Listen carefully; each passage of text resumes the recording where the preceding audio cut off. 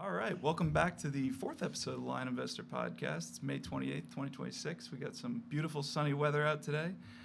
We are joined here by a special guest who's a Penn State alumni that's had a real significant impact on Happy Valley and the local area. His experience spans everything from development, finance, acquisitions, asset management, and joint ventures, and that's to make a long story short. Currently, he is the CEO and co-founder of Scholar Hotels, which owns and operates some of the most notable hotels in State College. And we're going to talk all about that. But that being said, thank you, Mr. Gary Brandeis, for joining us here today and taking the time. Thank you for having me. So we got a lot of topics to cover, as we were talking about earlier, but we always sort of want to start with like the beginnings, right? So what originally drew you to Penn State? Sure. So I started Penn State in the summer of 1984. I was a kid growing up in suburban Philly. Didn't have a lot of resources when I was a kid. My parents didn't have a lot of resources, so I had to sort of fend for myself and find a college that sort of I could afford, if you will. So my older sister was at Penn State. She was having a great time and doing well. And for me, I could drive or take a bus, and it was in-state tuition, and it was really the most logical place for me to go. And so I got through my 4 years of college, had an amazing experience, put myself through college working at a local restaurant and bar as a busboy and a waiter. Graduated with an accounting degree and spent a couple of years as a CPA and then worked my way into the real estate business. But what drew me to Penn State was my sister was having a great experience. It was far enough away from home, but close enough to home. And the in-state tuition was a big driver as well. How did you come to select accounting? So, I think I look at accounting as the language of business. And if you're going to be a business major, the best major is accounting. Sure. You can, if you graduate with a degree in accounting, especially today, and I tell this to students at Penn State now, if you have a degree in accounting, there's 100% job placement. Number one. Number two, any finance job, they'll hire an accounting major. And so young people today sort of have this romance with finance and investment banking and all that, which is great. Great careers. You can do well financially. But ultimately, those firms hiring people out of college, they just as easily hire an accounting major as they would a finance major. And Absolutely. I can give you a real world application on that. My son, who graduated a year ago from the University of Connecticut, had a degree in finance, is now working at J.P. Morgan. Amazing job right out of college. He's a really wonderful young guy. He had 7 weeks of training in Chicago before he ended up in New York with J.P. Morgan. And guess what he did for 7 straight weeks, 10 hours a day? Accounting, right? So it was funny. At the end of his training, he said to me, "Dad, I should have been an accounting major." And I said, "See, you got to listen to your old man." But ultimately, accounting is the language of business. Sure. The young people coming out of Penn State or any school, for the first couple of years, frankly, what they're going to do in these finance jobs is mostly accounting. And so, in my opinion, accounting is the best major you can have coming out of SMEAL or any business school because it teaches you the language of business and it's applicable to anything that you do. Any kind of business you're going to either own or operate or be an employee of, everyone does accounting. To me, that's my speech on accounting. Yeah. So what was Penn State like in the 80s and how has it changed for you from your time studying accounting? It's similar, the feeling, the community, the college town vibe, still the same. Obviously, we have bigger buildings, we have more resources now, but better restaurants. When I was at Penn State, there was no place to get a bagel, right? We'd have to go to the grocery store to get a bagel, and they were frozen. My senior year, Irving's opened, and I was like, "Where were you the last 3.5 years?" Right? So a lot better food options for the kids, for the students, and for us, older guys. There's good places to eat. So I think State College, if you look at it as a community, and I think you guys talk about this, State College is a very unique community. There's only about 12 places in the United States that are like State College, right? Small town with a big public university. So our environment, our economy, the way people live, et cetera, is really unique. And that's why we're so fortunate to be able to live and work in this community because it really is special. But I would tell you that I think, it's changed. Buildings are bigger, kids are smarter, but ultimately this is one of the best college towns, if not the best college town in the country, and it has more to do with the people than everything else. Makes So sense. I think it's an amazing community. I'm a very, very lucky guy. Yeah, I agree. I mean, Joe and I both grew up here, Yep. and so we've gotten to see all the change over the decades, and that was one of the reasons we decided to start this, was just Yeah. to kind of capture all that, because a lot of the alumni that are out there in the world don't realize how much State College has changed. Yeah, I think if you look at Penn State as a Big Ten school, and Penn State competing against other Big Ten schools and SEC schools and bigger schools, and trying to attract world-class professors, researchers, and students, State College as a town needed to grow. We needed better student apartments, and I can tell you all day long that we needed better hotels, right? And so State College needed to grow in the way that it's doing. I know a lot of people don't like it, but ultimately, Penn State needed to grow the way it's grown if we wanted to compete with Michigan and Wisconsin and Indiana. Go to those towns. You can see the bigger and better apartment properties, nicer hotels, better restaurants and food. The way we attract students to come here, the way we attract professors, et cetera, and even other professionals that want to work at some of the corporate entities that are in State College, we have to have that personal infrastructure, right?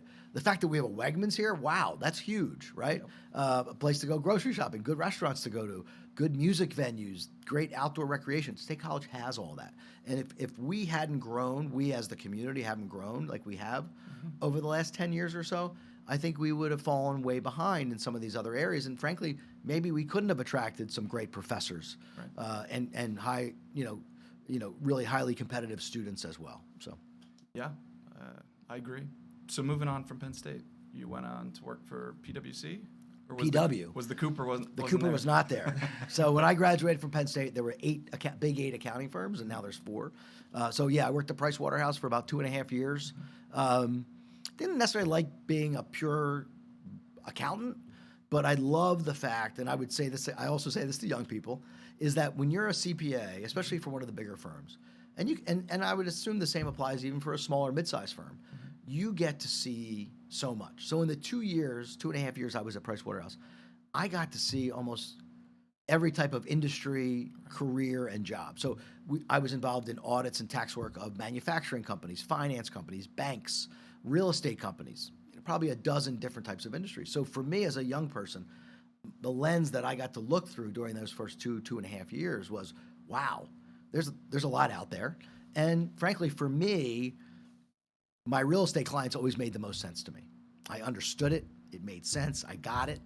Much more than banking and some other clients that I had.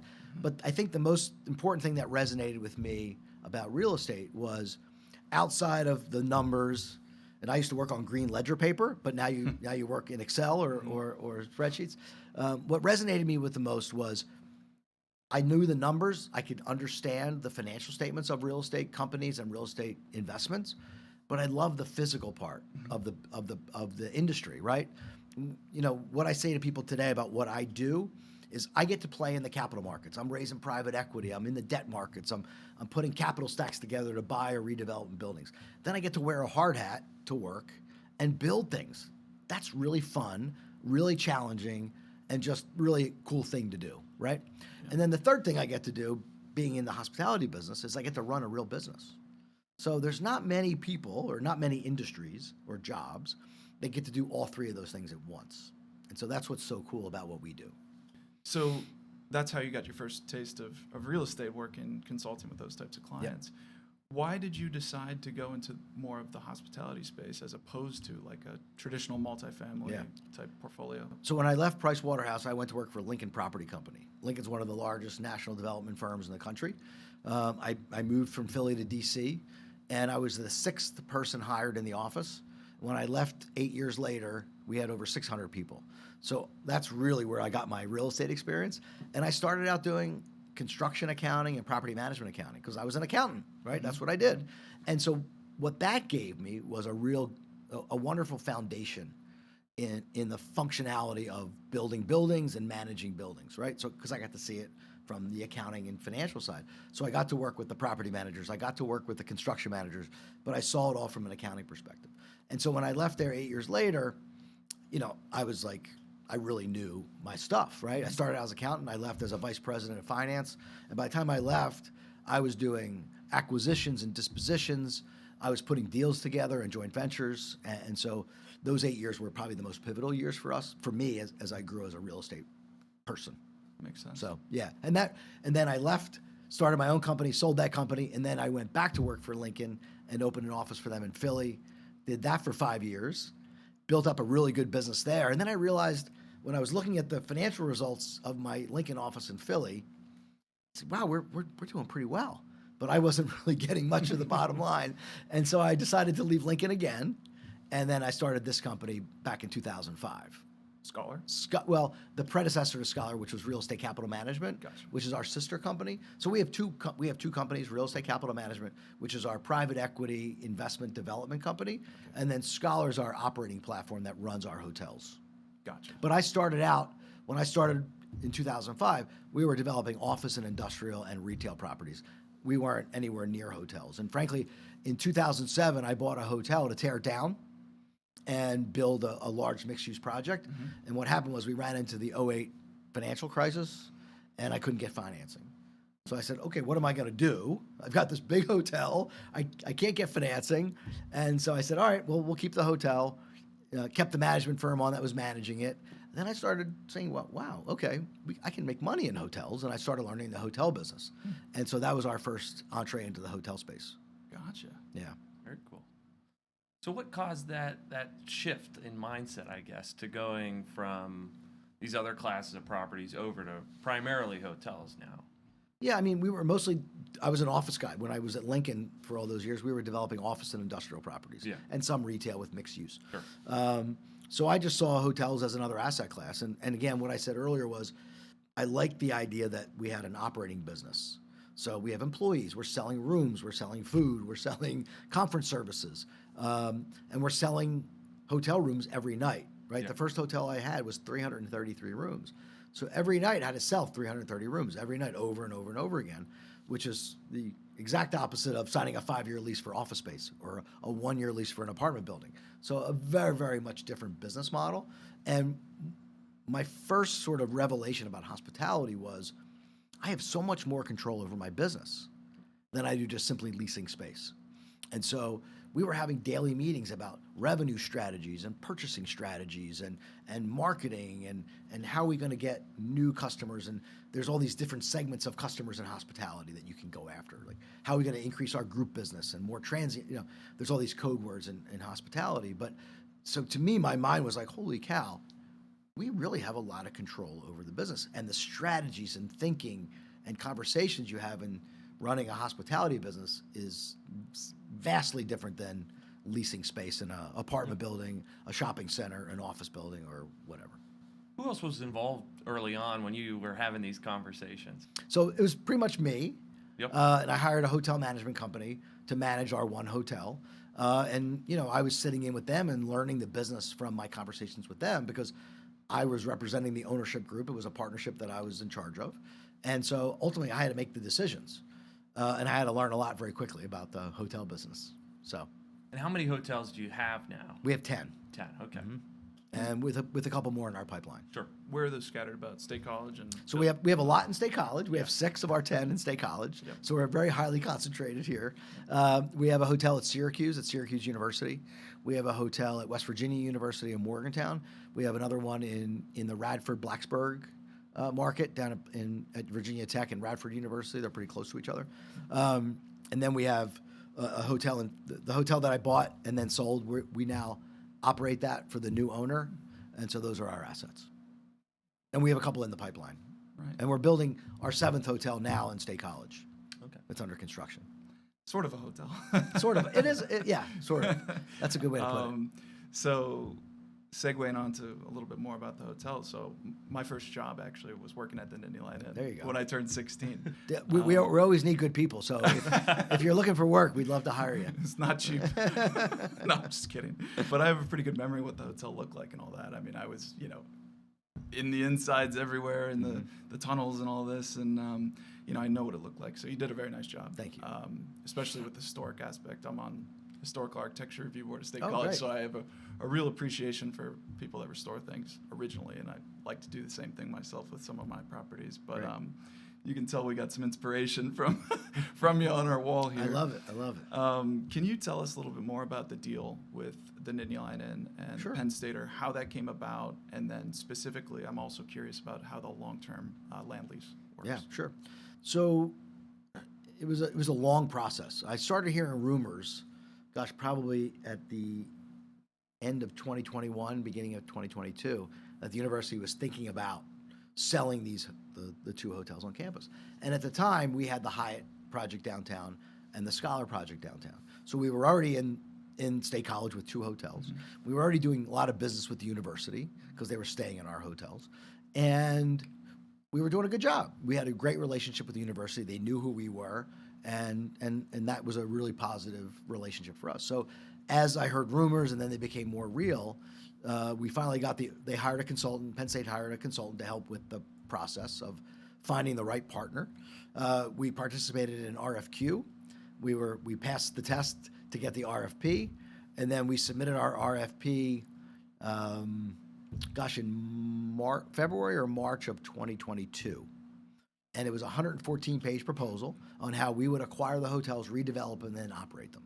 And then in that proposal was what we were going to pay them on a ground lease, on a long-term ground lease. And so after a lot of interviews and vetting and investigations about me and our company, et cetera, we were selected to be the partner and selected to acquire the hotels. And so that was an exciting time. In fact, the interesting story was on the Friday before Memorial Day weekend in 2022, I was away with my family on vacation, and it was like Friday morning about 11 o'clock. We were out of town on the West Coast, and my phone rang, and I could see it was the Penn State consultant. And we knew the decision was imminent, right? And I look at my phone, and my wife was sitting next to me, and I said, if he's calling to tell me we didn't get the deal on the Friday before Memorial Day weekend, I'm going to be a little bit upset. Like, he could have called me on Tuesday, right, and broke the news to me so I can enjoy my weekend, right? And he was calling to tell me we got the deal. So that was exciting. And then, so from that point, we negotiated a letter of intent. And then, this is the key part, once we signed the letter of intent, then we were actually allowed to do due diligence. Oh, wow. So we weren't allowed to do any due diligence in the buildings. I wasn't allowed to bring my architect in, my roofing contractor, my plumber, my electrician, my structural engineer. So we had to, during the RFP phase, they gave us some old property condition reports that we could use. So we did our best estimating costs and things like that. So in the summer of 22, we spent 60 days in State College, and we did all the due diligence in 60 days. And so what we found was eye-opening. And the buildings were the buildings needed, I'm trying to say this politely, the buildings needed a lot more work than what we were shown in those reports. And in addition to that, when we made our proposal in February and through August, beginning of September, interest rates had risen faster and higher than at any time in the history of our country. So in February, when we proposed our deal, interest rates were 2.5% to 3%. By the time we got to August, and now interest rates had doubled. So I went back to the university and I said, listen, the deal that I offered you back in February or March, I can't do the deal anymore. And there's two reasons why. First reason why is my costs are significantly higher than I thought. And two, my cost of capital has gone up significantly. So we went back and we had a lot of difficult conversations with the university, and that they agreed with our analysis that the costs were higher. They agreed that the capital markets have changed. And so we were able to renegotiate the financial terms of the ground lease based on these findings. So then once we agreed on the terms, then we started the negotiations of the formal documentation. And so fast forward to March 2nd of 2023, we closed. We closed on both projects on the same day. We signed the ground leases on that day. And then we started immediately on the renovations of the Nittany Line Inn. And then we just managed the Penn Stater as it was right out of the gate. And so that was the plan. Renovate, open the Nittany Line Inn. Once the Nittany Line Inn's open, start renovations at the Penn Stater. So sitting here today, Nittany Line Inn's fully renovated. We spent a lot of money. It opened September of 24, the Tuesday before the first home football game. And then we finished all of the renovations at the Penn State, in December of 25. So sitting here today, we're all done the renovations. They're fully open and operational, and biased comment. I think they look great. They're performing really well. We're really happy with how they turned out, and I think the community has accepted. They like what we've done. Business is going well. Our revenue's good. We have great employees and staff, and we're always getting better every day. I think the other thing I learned about hospitality is you'll never be perfect, right? We're always striving to be perfect, right? And so, we're always moving in that direction, and we certainly have a lot more to learn and a lot more to grow, and we have a lot more room to perfect and improve our service levels and train our staff and things like that. But so far, it's been a significant win for our company. I think it's been a win for the community, I would hope. And we're excited to keep that going. Yeah. Well, like I said, I worked there early on, so I think I have a little bit of the ideas of some of those challenges and the renovations that were required. I will tell you that in my 35-year real estate career, this Penn State project was the most difficult and challenging I've ever done. Yeah, it's an old building. Well, it's an old building, so you have all the challenges of an old building. We got historic tax credits for the inline inn, so adhering to those requirements made it a little bit more difficult, but worth it. But just the process of negotiating with a large university, getting through the vetting and RFP process, and then we're a small company. Ultimately, I get to make all the decisions in a way, right? Penn State doesn't do anything fast, and that's not a knock on Penn State. They're a big organization. It's like dealing with the federal government. And I can tell you, once we finalized the term, we revised the LOI. We had terms we could work with. The first Zoom call we had with Penn State was about IT, because there's a lot of IT in the buildings. Sure. Penn State has like an IT center in the Penn State that they were going to retain, and so we get on the phone call. It's me and our IT person. Right? So 2 people from Scholar. There's 16 people from Penn State. So as soon as that happened, I'm like, oh boy, this is not going to be easy navigating the Penn State environment to get things done. Now, fortunately, there's a gentleman I work with at the university who was sort of my guru inside Penn State. So whenever I needed anything, I would just reach out to him, and he was like, oh, you need to talk to this person or that person. So that made it easier. But when I say challenging from a standpoint of getting selected in that process, negotiating with a large public university, and a large public university that doesn't necessarily know what needs to get done in the world of private real estate and financing and title insurance, things like that. And then just going through construction and development and things like that. So I told my wife when we were done, not doing another deal like this one. So you hope your most challenging projects are your best ones. Yeah. So I'm hoping this will be the best one. On that Penn State relationship, what control, if any, do they retain over those properties? So they have some operational control. Obviously, there's lots of terms and conditions in our ground lease that require us to do certain things. One, it has to be operated as a hotel. I can't change my mind and turn it into dorms, right, or things like that. We have certain operating covenants. We have to operate like a 4-star hotel. We have to have the restaurants open 3 meals a day, 7 days a week. We have to maintain a certain service levels and scores and things like that. Is it a similar relationship to working almost like with a Marriott or a Hyatt? Or I would say there's some similarities, but not that many. Yeah. Ultimately, they want us to run the hotels in a high level, at a high level, and they ultimately, I say to people from Penn State, I said, these are your assets. I'm just taking care of them for a while. Ultimately, it's up to you to decide how to use them, right? You now have the nicest hotel on any university or college campus in the country. What are you going to do with it? How do you want to use it? How do you want to use this asset to expand the goals of the university? And the goals of the university are to educate students and to do research and development and to raise capital to support those efforts. How do you want to use the Nittany Lion Inn and the Penn Stater to advance your goals? And that's the conversation I constantly have with everybody at Penn State, whether it's Neely Bendapudi, whether it's the dean of the Arts and Architecture School, or it's the coach of the football team. It's the same conversation. What happens if you have a board of trustees meeting request in the main ballroom, and then you have a really nice wedding? Who gets the space? Well, that's a little bit tricky, right? Because we want to accommodate everyone. But we have hosted the board of trustees meetings, and that's public information. Yeah. But yeah, I mean, ultimately listen, we're a for-profit business, right? My job is to make a profit. And so I can pay my mortgage and my investors can make a return on their investment. If I can do all that, then the other things kind of follow. Now, it is a chicken and egg, right? I've got to have the right revenue management strategy to make sure I'm charging the right amounts to maximize my occupancy. I've got to control my expenses and make sure that we're purchasing and buying contracts and food and linens and all those things at the right prices. I've got to attract and retain great talent, right? Hospitality, 90% of my business is about people and having great people. I tell people in our company, I'm the least important person in the company. Why? Because I don't meet and greet our customers. I use a bottom-up approach. My job as the CEO of the company is to support the people that work in our hotels. If my front desk person doesn't have a good training, if they're not paid well, they don't have benefits, et cetera, then they're not necessarily going to stay with us very long, and they may not perform at their best, right? So it's my vision is my job is to support everybody that works in our company. That's it.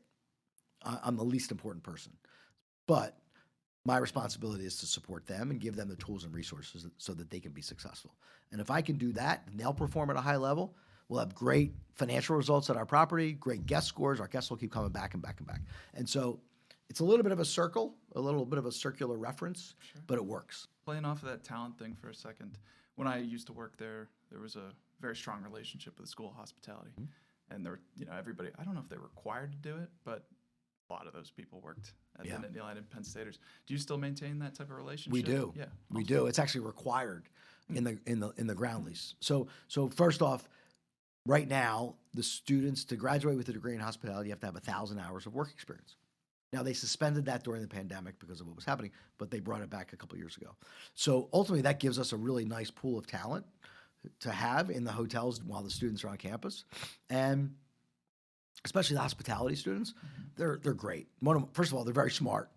They're getting a great education and they're learning. So they're learning in the classroom, but they're also learning in the hotels. And frankly, we have a few hundred students that work in all of our hotels, our 6 hotels here in State College. So not only do they work at the Nittany and Penn State, but they also work in other hotels. And sometimes we're rotating them around to different hotels. So because working in a 300-room conference center hotel is different than working in a 90-room Marriott Courtyard. So we get to show them lots of different types of assets. So one, we're required to do it. Frankly, even if we weren't required, we do it anyway because it's good for our business. Now, it presents some challenges, right? After graduation, they all leave, and all of a sudden, a lot of my employees are gone. So how do we pivot, and how do we manage that? That can be challenging, and so, we figure that out. That's one of the things that's unique about university hotels that are different than regular hotels. And so we call ourselves a university hotel company, and so those are the things that we think we're good at is managing sort of that employment fluctuation, student, non-student. And you guys have a beautiful bar and lounge there that you've just restored here. What inspired the 1855 lounge? Yeah. So when the old Nittany Inn just had 2 food and beverage outlets. One was called Whiskers, which was sort of the bar, this kind of the more casual bar, and then they had the dining room, which was like a more formal, restaurant. And so when we took over the asset, we obviously reimagined everything. We didn't really want to keep anything the same. A side note, what really always intrigued me was before the renovation, people loved the Nittany Inn. Oh my gosh. I mean, the brand is so powerful. People, you talk to anybody, that's my favorite hotel. It's my favorite building. Oh, I love it. Love the Nittany Inn. And I spent time at the Nittany Inn when I was a student and after I was a student. And my idea from a hotel perspective was it's okay. It's pretty tired. It needs a lot of work. But my thought was, well, people loved it that much before, and frankly, it wasn't that nice. It wasn't that nice. And then I was thinking, boy, once we renovate it, they're really going to love it. And so I was always intrigued by the fact that people loved that hotel so much prior, when from my perspective as a hotel person, it was fairly neglected in a way. And I think the university would agree with me. So anyway, let's get back to the question. The question was, so when we were looking at the different food and beverage outlets, we knew we wanted to increase it. So we reimagined Whiskers. We renamed it Triplets after Wally Triplet. And there's a little bit of story behind that. I worked with his family and frankly, ultimately got his family's blessing to use it. And then we did it. So you see a picture of Wally on the wall and on the back of our menus, and we pay tribute to him and what he did for the university. So that was really important and really fun to do and work with his family and get their blessing to do that. We also reimagined the dining room, which is now called Lyon, which is kind of a French-American bistro, and redid that. And then we had this room in the back that was really just like a room with a fireplace in it. But it was frankly the most historic room in the building. It had a lot of historic woodwork, wood beams on the ceiling that were original. And we said, well, what do we want to do with it? Well, in a full-service hotel, when you have banquets and weddings, a lot of times the triplet space, the old whisker space, because it's right across the hall from the ballroom, we use that for pre-function.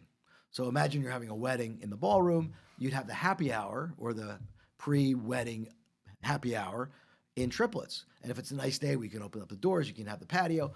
The problem is that we have a big wedding on a weekend, right? They're using triplets on a Saturday night, and then they're using the ballroom.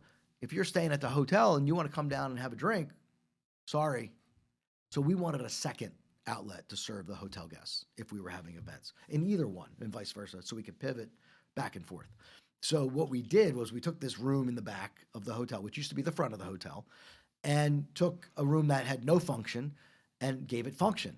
What we also did was we gave it a revenue stream. So here was a way to earn revenue, right? Because now it's a bar. People are in there. They're drinking, they're eating, they're having a good time. And if you look at the differences between triplets and 1855, it's significantly different. Triplets is a sports bar, right? Burgers, wings, beer, wine, and other things. It's got, 8 TVs in there. So we're playing sports, football, whatever's going on in the world. And if you go back to 1855, very more refined, martinis, more high-end spirits, and a menu that comes out of the Lyon kitchen, not the triplets kitchen. So we wanted to have both, right? We wanted to have people come to the Nittany Inn and be able to get a beer and a burger and watch something on TV. And we wanted someone to be able to go to 1855 and have a drink, a martini, and a bourbon before they go to dinner at Lyon. So we wanted to provide both, right? Yeah. And so that's what we did. And then we added the coffee shop as well. I don't know if you've ever been in a hotel anymore that there's not a coffee shop, but Nittany Inn never had one, right? Nittany Inn never had a place where you could say, hey, let's meet at the Nittany Inn for a coffee and let's sit down and have a conversation. There was no place to do it. So guess what? We took the old Barnes & Noble bookstore where they sold Penn State t-shirts and sweatshirts, right? Where you can get that 17 other places. And we turned that into our coffee shop. So now we're open from 6 a.m. to 5 p.m. every day. If you walk into the Nittany Inn when the students are here during the week, the whole lobby's filled with students and they're studying. And we want that. When you walk into a hotel, nobody wants to walk into a quiet hotel, right? So you walk into a college hotel on a college campus, you see college kids studying, hopefully drinking a cup of coffee that they bought at the coffee shop. But if not, that's okay too. And so we really encourage that. So now at the Nittany Inn, we have a great coffee shop. We have a great sports bar. We have a great high level, you could call it what you want, fine dining restaurant with a really great refined bourbon, whiskey, martini bar, if you will. And so we think we've hit all categories of what not only the state college community would want, but also our out-of-town visitors that are coming to the hotel. Not only that, you added a gym, too. Yeah. We did. We added a gym. And in fact, the reason now when you walk into the Nittany Inn that you can see all the way back to the courtyard is we took out the old gym that nobody used. And now we have a gym in the lower level. And I would debate anybody in State College that's the nicest hotel gym I've ever seen. Nice. So. Well, and with all that fit out and all those changes, and it definitely looks a lot better than it did. How much did those renovations cost? At the Nittany Inn? Yes. A lot. It seems like it. A lot. Well, you replaced the whole roof, a lot of the exterior, We right? replaced most of the roof, and because we were doing historic renovation to get the tax credits, we had to replace the old slate roof with a synthetic slate that's approved by the federal government and the Department of Parks, so that approves the tax credits. Everything was very expensive, right? When we replaced windows, they had to be true divided light architectural series windows, right? The roof, when we tore off most of the old roof, some of it stayed. But we had to replace it with a light kind roof that it looks like slate from far away, but it's really synthetic slate. It's more durable and less expensive, but it still has the same characteristics of slate. Sure. We replaced virtually every piece of mechanical equipment in that hotel: air conditioning, heating, plumbing, electric, and everything else. So a lot of money was spent behind the walls that you don't even see. Sure. Right? But if you had stayed at the Nittany Inn prior, the heating and cooling probably didn't work very well. The water pressure wasn't so hot. So we fixed all those things. Yeah. And then similarly at the Penn Stater, how did that renovation look over there? Yeah, that was much different, right? That hotel was built in two parts in 93 and 03, where the Nittany Inn was built in three stages, 1933, 1953, and 1993. And so that presented a whole other set of challenges. But the Penn Stater was a little bit more, little easier. A lot newer. Well, because it's a newer building, right? Yeah. There's not as much challenges from going from a historic building. But that was more of a refresh than a gut rehab like we did at the Nittany Inn. So we redid all 300 guest rooms. Most of the physical construction was in the bathrooms. So we blew up the bathrooms and rebuilt them. The other parts of the guest room got new carpet and furniture and lighting. We redid all the conference and meeting spaces with new vinyl, new carpet, new lighting, a lot of new technology. We completely redid the lobby and the bars and restaurants in the Penn Stater. We took out the old Barnes & Noble gift shop at the Penn Stater. We have a coffee shop there now. Same thing, right? Now, if you want to meet a friend at the Penn Stater because you're out that way, you park, you walk in, you can grab a cup of coffee. There's great areas to sit inside and outside. So we wanted to create that environment for our guests. I know when I'm in a hotel, I get up early. I want to come downstairs, grab a cup of coffee, have my laptop, read the newspaper, clear some emails. That's what everybody does. And neither hotel had that functionality before we took it. So that was a fairly easy thing to figure out that we did quickly. And how many people work at each location? Yeah, so it varies. Obviously, with a college town, we know when we're going to be busy and we know when we're not going to be busy. So we try to maintain a core team of management, and that's probably the most important part. And then we kind of have seasonal employees, right? So we have full-time and part-time. I would say at the Nittany Inn, we probably have 125 full and part-time employees. And then we have on-call banquet people. So a lot of students do that. So if we're having a banquet or wedding, they'll come and they'll work that evening, and then we call them when we need them again. Sure. At the Penn State, we're probably hovering around 200. Scholar, we have about 550 employees here in State College. Yeah. So as a business in the State College community, we're one of the larger, I guess, private businesses. Is a lot. Yeah. Especially for around here. Yeah. What would you say the most challenging part of either of those projects was? I think the most challenging part was at the Nittany Inn, because we didn't really know what we were going to find behind the walls as we took the building apart and rebuilt it. So, when you're building a new building, once you get out of the ground, you kind of know what's there because it's all brand new, right? If your architectural plans are correct, okay, you just build it. The Nittany Inn, and I was in that building almost every day for 18 months. Every day was a new adventure. Like every day we'd find something that was wrong or we didn't know about. So literally every day was just one more challenge or one more problem we had to deal with. And so that was a constant drag on our team and our schedule and our budget. So it was a constant arm wrestling between myself, our contractor, and in some cases the university as well. So what's amazing about that building, and it was built in 3 different phases, was that there were some things that were really neglected. Like, I'll give you an example. The column, when you walk into the Nittany Inn, there's the canopy and those long columns. Sure. Those columns that were holding up the canopy were not structural columns. They were just hollowed out plywood columns. And when our contractor started taking them down, he looked at it and goes, this canopy could have fallen down at any time. I'm like, what are you talking about? He's like, he showed me. He goes, these were like plywood columns. They were hollowed out. They looked good, but they were hollowed out plywood columns.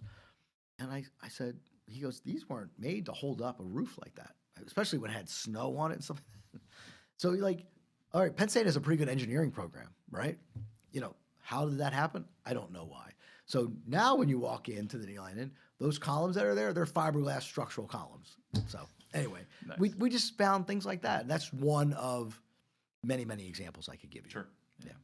One of the things I appreciate about you is that you don't seem to be afraid to get your hands dirty. You work at the higher level, but you still kind of stay close to the ground operations. And I appreciate that because I kind of have the same perspective on things. I like to, work at the higher level, but I also get my hands dirty all the time. Do you think that a lot of owners of hotels in specific get kind of too far away from the ground operations and lose sight of how the business is actually doing, how the people are doing? Certainly in bigger companies. That's why you don't see a lot of really big companies operating hotels.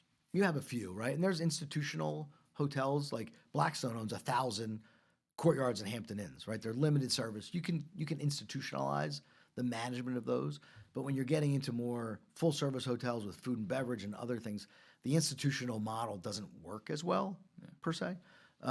So my first boss at Lincoln was a great guy. He told me when I started working for him, never get too far away from the real estate. And so if you're a young person going into the real estate business, if you spend 12 hours a day staring at spreadsheets and you're in the real estate business, you're not really in the real estate business. Get your butt off your chair and go and see the building. I don't care if you're a lender, a developer, an investor, seeing the building, walking in it, walking around and seeing your competitors in the market, that is so valuable. So to me, if I'm not in my buildings, I've lost 90% of my strategic value and my strategic advantage. So my best days are when I'm in my buildings, not sitting in my office on the phone or staring at my computer screen. The way we look at it is we're an owner-operator. So we own and operate our own hotels. And that's not that unique in hospitality, although it's becoming more unique. And so to me, the fastest track to success is being an owner-operator. Why? Because the ownership team and the management team are all part of the same company. When you hire third-party management, not that it's bad, but you have a company that's working for a fee, and they want to work just hard enough to get their fee. We have a different approach. I'm in my buildings. I'm communicating with all of our staff. Again, I'm the least important person in the company. I will literally do anything that anyone asks me. And I can tell you, here in State College, I have bussed tables, washed dishes, driven the delivery, picked up guests at the airport in the shuttle van. I've shoveled snow. I've thrown mulch, anything. And if you see me around my buildings, I'm picking trash up and throwing shit away. So, and to me, it's not about, feeling like, oh, you're the CEO of the company. Why are you doing that? No.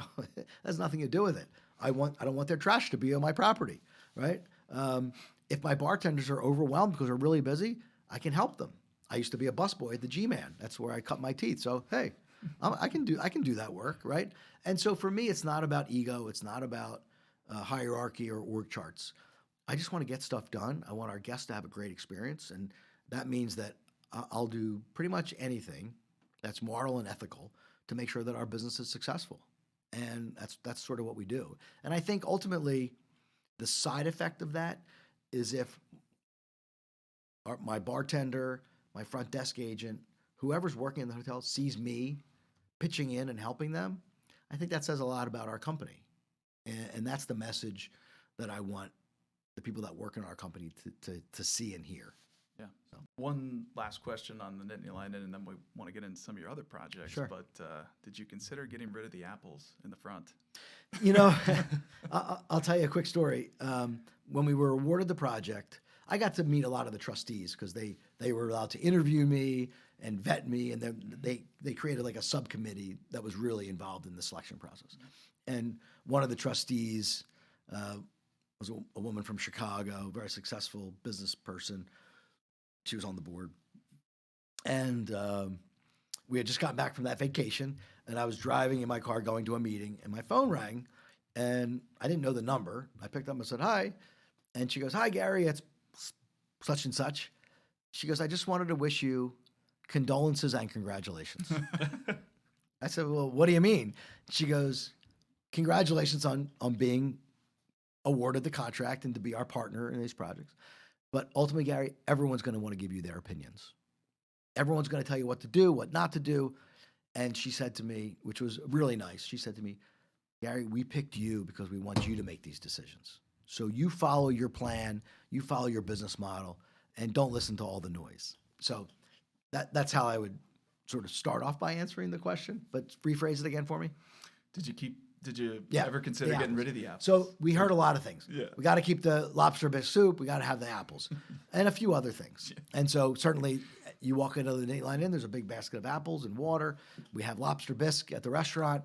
The other thing that we did was we made a deal with Harper's. So we have a little Harper's boutique in the lobby of the Nittany Lion Inn, so you can get your Penn State gear there and stuff like that. So, Well, circling back, so we don't talk about the Nittany That's Lion okay. Inn all day, but one of your other notable projects around here is the Hyatt Place, which is one of the first larger buildings built after the 2000s here. What attracted you to that property, and how does that hotel/condo split look in there? yeah. So that was our first project here in State College. And we bought the land. It was a parking lot. And so we had the signature zoning district, which allowed us to go to 155 feet. And we bought the land from a prior developer that bought it from the borough. So that parking lot sat there for about 8 years. And it was becoming an eyesore. The other developer just couldn't figure out what to do or how to make it work. And notably, they ran into the '08 financial crisis. They ran into the scandal here at Penn State, which caused them to, have challenges. Anyway, they ultimately said, okay, we're done with this. Let somebody else do it. And we were fortunate to buy the land from them. And I had built similar projects when I was with Lincoln. Not a hotel, but large high-rise mixed-use developments. And so I kind of knew what to do. And my partner, who was from Harrisburg, was a engineer grad from Penn State. So I was the finance, accounting, deal guy. He was the engineer, construction, et cetera. So the two of us hooked up, and he was going to get the building built on time and on budget, and I was going to handle everything else, finance it, get the investors, get the hotel company. So the way I can phrase that was we bought the parking lot, and we did three things that either had never been done before or hadn't been done in a really long time. The first thing we did was we built large format retail space. So we knew that there were large Fortune 500 companies that wanted to open retail stores on or near major college campuses. So we felt if we built larger format space, then we would have success in finding tenants. And we did. We actually had a lot of tenants that wanted the space, and we were fortunate that we got to pick the ones we wanted. So we have a 28,000 square foot space with Target and a 19,000 square foot space, which originally was with H&M and now is with Planet Fitness. And so while we were under construction, we pre-leased both of those spaces with Target and H&M, both large credit tenant triple net rents. Sure. Beautiful, right? Really valuable, great tenants. We also thought good for State College, right? Target, they were developing these city Targets that were smaller versions of their larger Targets. So grocery and all the things that we thought great for a college town. And then H&M, fast fashion, inexpensive. Their audience is college students. So we thought that's going to be a no-brainer. And so we built the first large format retail space in State College. The second thing we did was we built the first new hotel in downtown State College in 30 years. The Atherton Hotel, which is now the Graduate, that opened in September of 1987. I was a senior in college, and that was the second hotel built downtown. The Days Inn, which when I was in school was a Sheraton, was the only hotel downtown. So now this was the second. So that was 1987. And at the time, that was, wow, a new hotel. It was new and fancy, and it was a big deal. And so fast forward 30 years, not one hotel built downtown.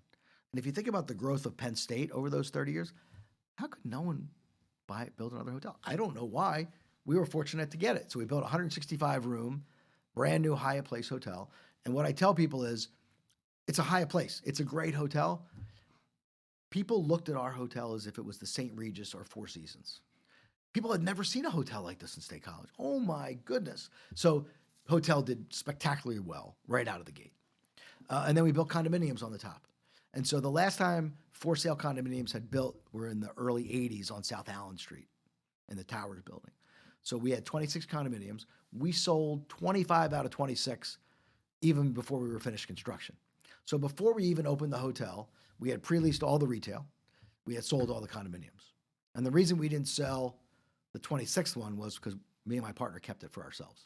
Nice. So anyway, and so huge success. Right? Pretty good position to be in right Great. out of the I gate. mean, Right? it was, Target moved in, H&M opened up, both were doing really well. The hotel opened in March of 17, right? 30 years later. And we just did really well right out of the gate. And then the condominiums had sold all of them before we were in finished construction. So the project just worked. And it showed us the value of being next to a major university campus, right? People talk about State College being a factory town, except our factory is a $10 billion public university, right? I'll bank on that any day of the week. My company's invested $200 million in this town in the last 10 years. Why did we do it? Well, it's simple. There's a $10 billion public university that's going to continue to drive demand for our properties and our services. And Penn State's not going out of business. It's not relocating. It's not shutting down. It's going to continue to grow as a university, as a research institution. I think there's going to be more medical uses on that campus, et cetera. And so, to me, it's a pretty easy business theory and thesis that we want our hotels to be near major college campuses. Why? Because they deliver consistent and reliable demand. And if you can get one in those 12 communities I mentioned earlier that are like State College, then you're even better. One of the other things I wanted to ask you about as far as the Hyatt is, how does a relationship with some of those corporate hotel brands work, like a Marriott? What differences does that make in a deal for you? Yeah. So, I sort of have a love-hate relationship with the brands. So there's a little bit of a misconception in the hotel business for people that don't know the hotel business. So a lot of times you walk into a Hyatt, and if you ask somebody who's walking in, and you say to them, well, who owns this hotel? And they would say, well, Hyatt does. Well, Marriott does. Well, the reality is that, let's focus on Hilton, Hyatt, and Marriott, which are sort of the big three. They own almost zero real estate. Those companies are branding companies. They're marketing companies. They used to be real estate owners, but they were smart. They got out of the real estate business. So ultimately, 99% of the hotels that you walk into that are branded are owned by investors like us and managed by us. So I own a partnership that I'm the general partner of owns the real estate. Everybody that works in that hotel works for my management company. And we simply pay franchise fees to use the name and the brand and their sales channels, right? Their loyalty programs, their Bonvoy, Hilton Honors, Hyatt Globalist, those drive traffic to our hotels. So they are our marketing partner. Sure. Just like McDonald's, any other franchise, right? We get to use their brands, their decor, right? We get to use their brand, and we pay them for that. We pay them a lot for that. I would make the comment that brands in a college market like State College are less relevant than they are in bigger markets where you need that to drive business. I would tell you that if my Hyatt wasn't branded, my Hyatt Place was right downtown, if that wasn't a Hyatt Place, my numbers would be just as good. And frankly, I'd save a lot of money by not paying franchise fees that I could pour into marketing. So we'll see what happens to that building at the end of my franchise term. But so I think the reason I have a love-hate relationship with them is I pay them a lot of money. Mm-hmm. I take on all the risk, and they have no risk, essentially. So it's a love-hate relationship from an entrepreneurial guy who's a little bit grumpy sometimes. And, if you ever read a hotel franchise agreement, it's about 100 pages long. 99 pages of it are the things that we have to do. And if we don't do them, they can fine us. They can put us in default. You name it. And there's one page of things they have to do for us. And so when you're an entrepreneur raising money, putting your own money at risk, signing loan guarantees, you don't like to sign documents like that. But we need each other, right? We need them in some cases, and obviously they need us. Can you tell the viewers a little bit about how a project improvement plan or PIP works with these brands? Yeah. So we just PIP'd the Hyatt first time. So we've refreshed all the guest rooms, the lobby. So everything's essentially brand new now again. And it was about 8.5 years since we opened. So typically in the franchise agreement, it says that we are required to refresh the rooms based on their design plans. It says 7 to 8 years, but they give you some wiggle room depending on what's going on with the building. And we were very clear with Hyatt that we didn't want to renovate the guest rooms during football season because that's when we make our business is really vibrant. Sure. So literally on December 1st, we shut down. We didn't close the hotel, but we shut 2 floors at a time. We renovated. We were done by the end of February. And by March 1st, we reopened all the guest rooms. And then we did all the renovations in the lobby and the public spaces and the meeting spaces. So that's typically on a 7 to 9 year cycle, depending on the brand, depending on the condition of your hotel. The good news for us was our hotel was really busy. So there was a lot of wear and tear on the guest rooms, so we needed to do those improvements. We would have done them anyway, even if they told us not to. But They look at everything from furniture to walls to floors, Everything. everything. in fact, when we did the PIP, we didn't have to hire a design architect because they told us what floor to use, what wallpaper to use, what furniture to buy. Right. So Pretty easy. it makes it easier, yes. Would I have liked to pick out maybe a little bit of a different color carpet or something? I like to put a lot of blue and white in my hotels here in State College, but you gotta be part of the family here. So Makes sense. Something we covered in our first episode was the new Nittany Residence Club, which is a 9-story luxurious condo building with 60 units, I believe. 70. 70 units that's getting built downtown right now. What is your vision for that project? So I can't take credit for the idea. The Okay. credit was the credit goes to a guy named Jim Venture, who's a Penn State grad, owns and runs a large engineering firm out of Pittsburgh. He had this vision of building a condominium hotel in State College. He happens to own units in a condominium hotel in Florida, and he said, "Boy, this would be great in State College." And he was putting the deal together, but realized he needed a partner to help him execute and deliver on the project. So he brought me in a little bit later after it was designed and permitted. He brought me in, and I helped get the construction financing, sort of the things that we do. Oversee the day-to-day construction, get the construction financing, and then Scholar, my company, will operate the building when it's done. But at the end of the day, it's a 70-unit condominium building that when the unit owners aren't using it, those units or those rooms or those apartments, if you will, can be sold as apartments, or sold as hotels, as a hotel room. So very typical in South Florida, very typical in the Caribbean, Las Vegas, areas where people want to go over and over again, but at the same time want to make some extra income, or at least to make enough revenue to cover their condo fees and things like that. And so when you look at the traffic patterns, the hospitality traffic patterns of a place like, pick a resort in Florida, let's say a beachfront hotel in Naples, right? You've got people that live here in State College that might want to go 2 or 3 times a year, and they can buy the unit. When they're there, it's theirs. They don't have to pay to stay there. And when they're not there, Ritz-Carlton or somebody rents it out to somebody who wants to stay at the Ritz-Carlton, and there's a revenue split between the hotel and the unit owner. And what's so great about college towns like State College is our visitors come back multiple times a year. And so the traffic patterns are similar. So when Jim and I connected on the project, we talked more about it, we thought about it, and I was able to sort of construct a concept around it so that we can go get a construction loan. Because explaining that to lenders is a little bit difficult. Sure. And so we were able to get the project started. We acquired the land from the prior owner, and we started construction back in November. And you should start seeing vertical construction later this month. I'm sorry, in middle of June, about awesome. June 15th. So the idea is that we'll have 70 units, 70 different owners, right?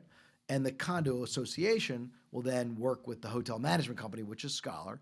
And then when the unit owners aren't staying there, they have the option of putting it in the pool of hotel rooms that we will sell as a hotel room, just like we sell hotel rooms at the Hyatt and the Nittany Line and the Penn State.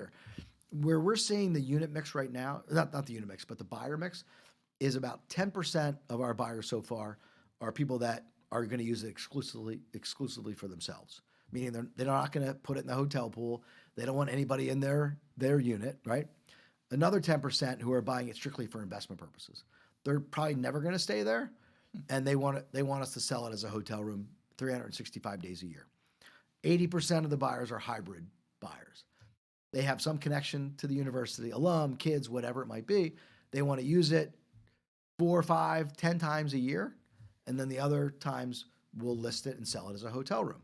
And there's a revenue split between the hotel and the unit owner.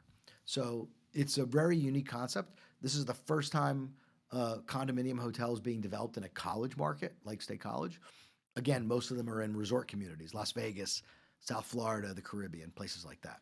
So far we've sold almost half of the units, okay, which is pretty good for a real estate project when you haven't even get to see the building go up. So we're pretty pleased right now with how sales are going. I think we're going to increase prices for the second half. So if you want one, you get it now before we increase prices. But Ultimately, we think we're going to sell all 70. We feel pretty confident about that by the time we're done. And we think there's going to be a sort of an acceleration of sales once people start to see the building. And then once football season comes around, there's a lot of people coming back to the town. They're going to see this new building. They're going to see our signs. And we think our goal is to try to sell all the units by the end of the calendar year. Right. And we'll deliver the project in late 27. Okay. And so, again, hotel, condominium combined, and in a college market, first time for both. And so we're really excited about it. We think if it's successful here, we can maybe go to other places and do the same thing. So, but we have to get this done first. We have to show success, and then maybe we'll try it in some other markets as well. So as an owner, you have kind of like a switch you can flip, say it's available, it's not available. Mm-hmm. Okay? Yeah, we're asking the owners to give us some time, right? We're asking them to look 6 months ahead. Right. When are you going to be here? When you're not? And obviously they can change their mind. Like if they say I'm not coming next weekend and we've sold it, or we haven't sold it, they can change their mind and come. It's their real estate. They tell us what to do, not the other way around. Now, if we've sold their room when they told us available and they want to come back, we'll say, no, you can't.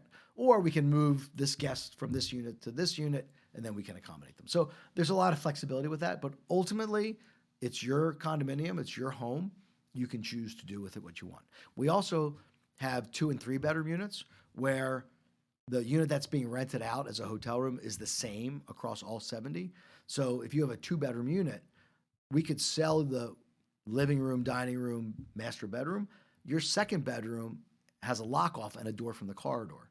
So in a 2 or 3 bedroom, you can rent your unit out and make your $1,000 a night on a football weekend, but you can stay in your private master bedroom and still enjoy the benefits of being here while also making money.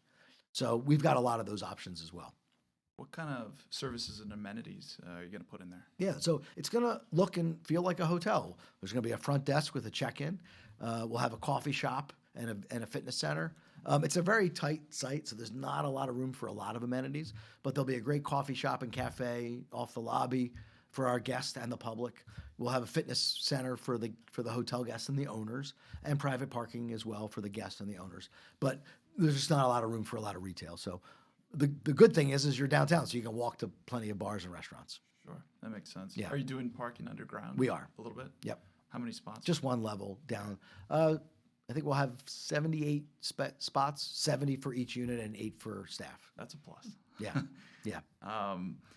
So how is the project progressing? You said that where are you at right now? So we're in the ground doing our footings and foundations. Okay. It's taking a little bit longer, unfortunately. The soil conditions in State College can be pretty difficult. Lots of rock, lots of variation of rock. So you could be drilling a pile here, and you'll hit rock at 27 feet. And then literally 10 feet over, you won't hit rock till 77 feet.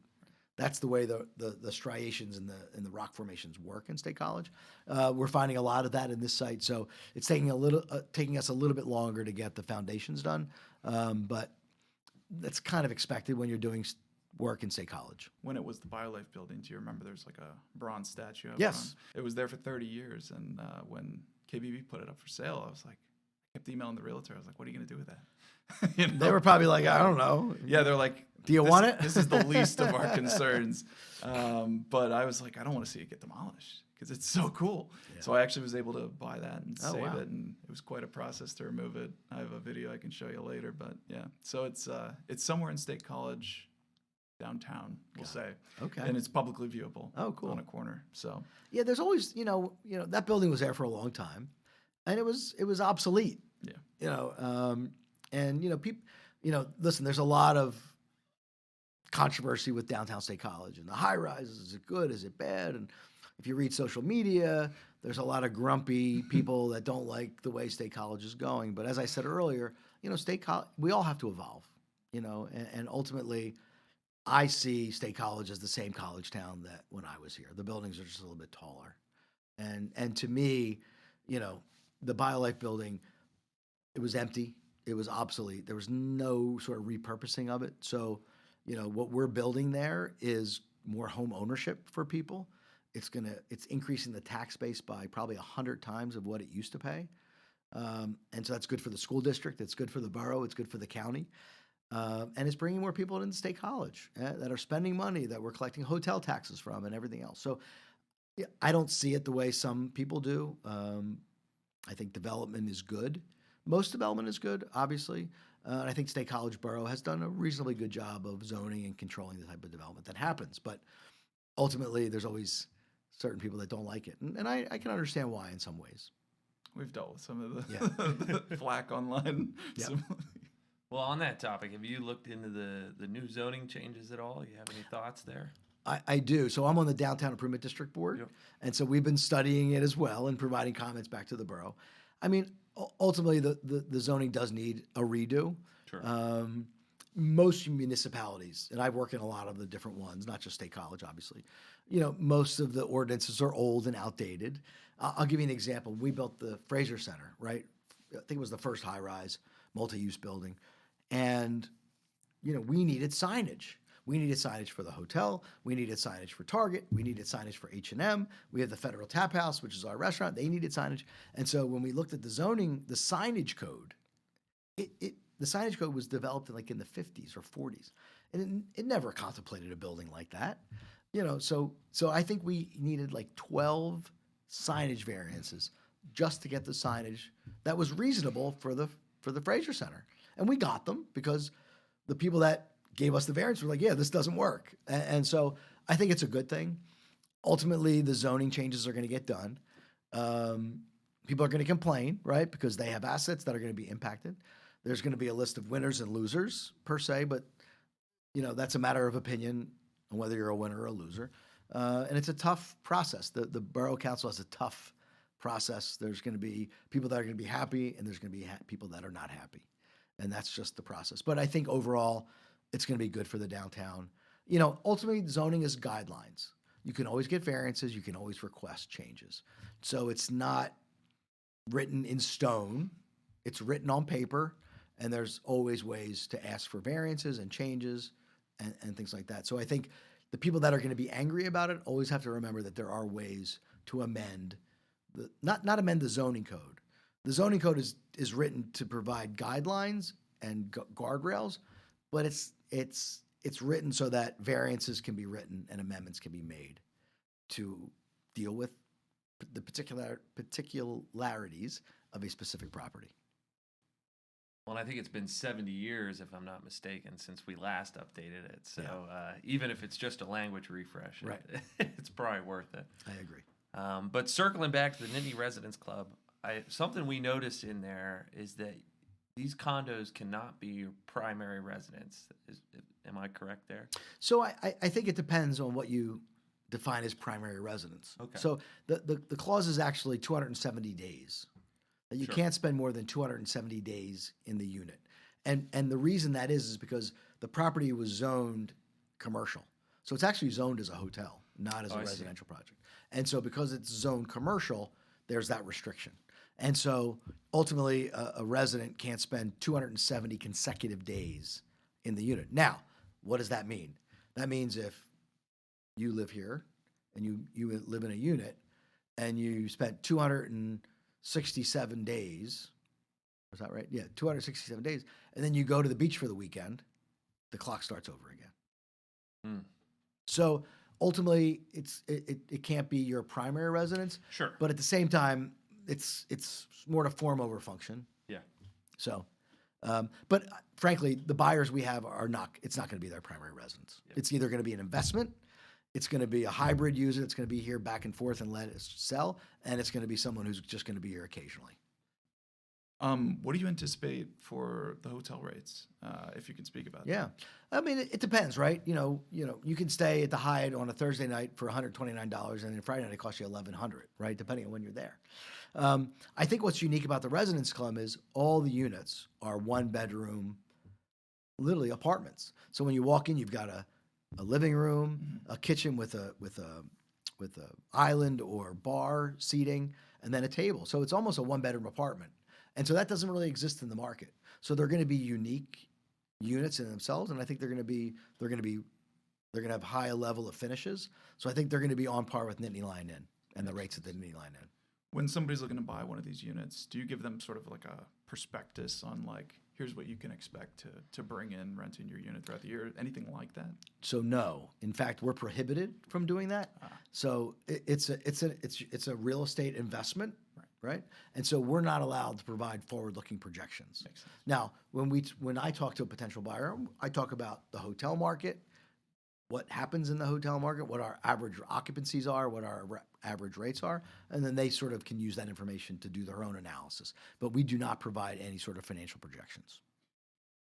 Makes sense. Anything else you want to add on the Nittany residences before we hop to the next topic? No, I think for us at Scholar, you know, we like to do things that people haven't done before, and I don't know if that's helped me in my career or hurt me. I tend to take the path less traveled, so the idea of building the first condo hotel in a college town is really exciting to me. I think we have the start of a really successful project. Certainly, we've almost sold half, and we haven't even gotten above grade yet. And I think we'll see some real momentum coming up. So I think it's an exciting project. I think the other thing I would say that we didn't talk about, but it's also an opportunity zone. So people can roll capital gains into them. So that also gives potential owners a tax incentive to buy. So you could sell Apple stock and take that gain that you made on Apple stock and buy a unit at the Nittany Residence Club and defer your gain ultimately forever if you hold for more than 10 years. So that's a bigger discussion about opportunity zone benefits, but the Nittany Residence Club is also a opportunity zone project. Well, I think we wanted to go back to entrepreneurship a little bit and talk about some of your other ventures as well. Can you talk to us a little bit about Property Logic and iBuilding? So I was a .com CEO back in the early 2000s. At the time, I worked at Lincoln Property Company, and the internet was just coming about. And I had just opened an office for Lincoln in Philadelphia. So I was considered a partner in the company because I had my own city and region, and I had my own P&L. So I was responsible to make money for the company. And I think I was 35 at the time. Yeah, 2000, I was 35. And I was the youngest partner in the company. So we had offices in every major market in the US and in Europe, some in Europe. And I got a phone call from the president of the company. He summoned me to Dallas, where the headquarters is, and he said to me in his Texas accent, "Do you know what this internet thing is?" I go, "Well, I think so. Obviously, it's becoming really important." This is when the B2B side of the internet was happening in the late 90s, early 2000s. Sure. And I said, "Yeah, I think it's going to be important." He goes, "Well, you're in charge." I go, "In charge of what?" He said, "You're now in charge of the internet for our company." I said, "Well, what does that mean?" He goes, "Well, you have to figure out how we're going to use it and how it's going to make us a better real estate company." I said, "Okay." Challenge accepted. So I flew back to Philadelphia, and I said, "What are we going to do?" And I started flying around the country to all the Lincoln offices, and I started asking all the other partners, "What's your biggest problem? What don't we do well?" And I sort of gathered all this information. And so from that information, we put a business plan together and called it propertylogic.com because everything was a .com at the day. And we basically created, at the time, Lincoln managed about 300 million square feet of office buildings for itself and for third-party clients. And what we didn't do very well was we didn't support our property management staff very well, in a sense that we managed an office building in suburban Philadelphia. We put the manager out there, and that was it. We didn't really support them very well. But what the internet allowed us to do was to open up information and dialogue and give our property managers a bucket of tools and resources that they could use to manage the building better and communicate better with the tenants, the contractors, and anybody else that did business with the building.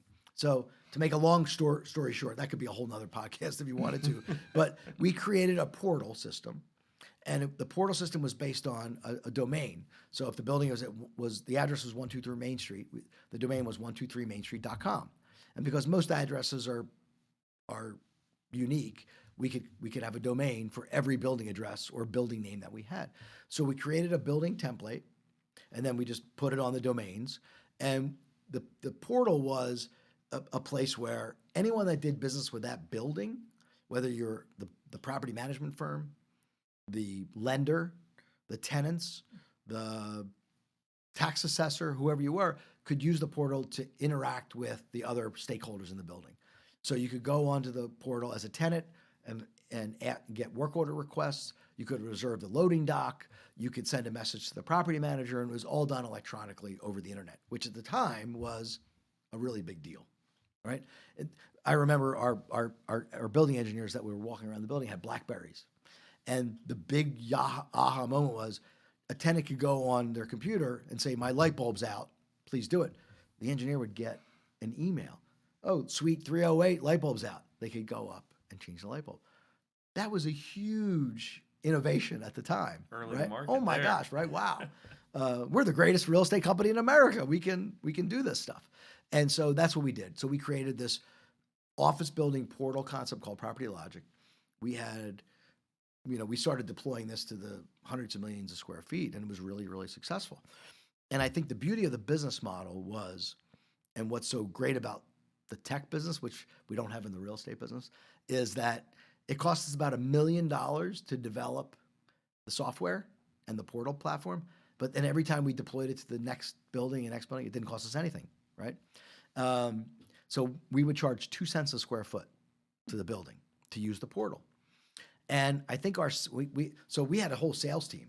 We had a development team that was writing the code, and we had a sales team that was selling it internally to Lincoln.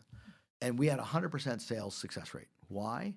Because we would go to an office building owner and manager, and we would say, what does it cost you to run the building? Well, between taxes, insurance, elevator maintenance, landscaping, blah, blah, blah, it's $10 a square foot.